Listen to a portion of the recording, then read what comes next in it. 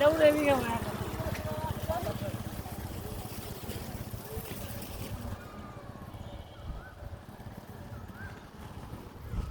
বসে থাকো নে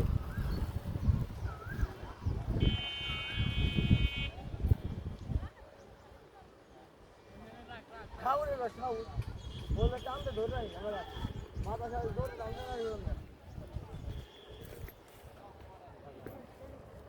ওঠো দে এই সুতা নামা তো নেই সাক্ষাৎ কেন? আচ্ছা, এই ঘড়িটা বানাইছে কে? আচ্ছা, আপনি বানাইছেন? আপনার নাম কি? এদিকে আসেন একটু।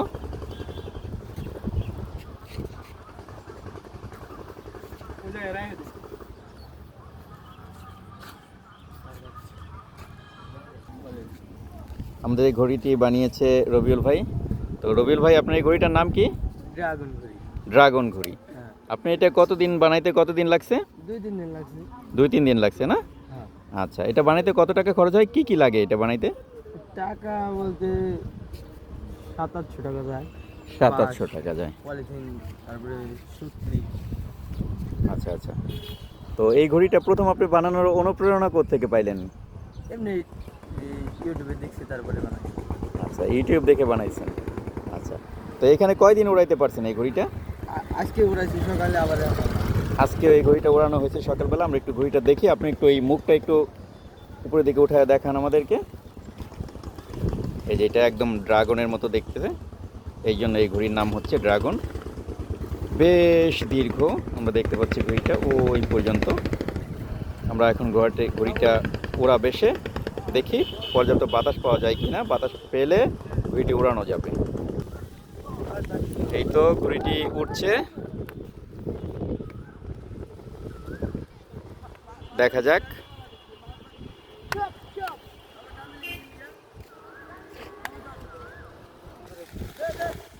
হ্যাঁ, ঘড়িতে উঠতেছে, দেখতেছি অসাধারণ একটি দৃশ্য, চমৎকার দৃশ্য। ওয়াও, রিয়েলি ড্রাগনের মতো দেখতে ড্রাগন ঘড়ি আমরা দেখতেছি। ওয়াও, বাতাস একটু কম, তাই আসলে উঠছে না।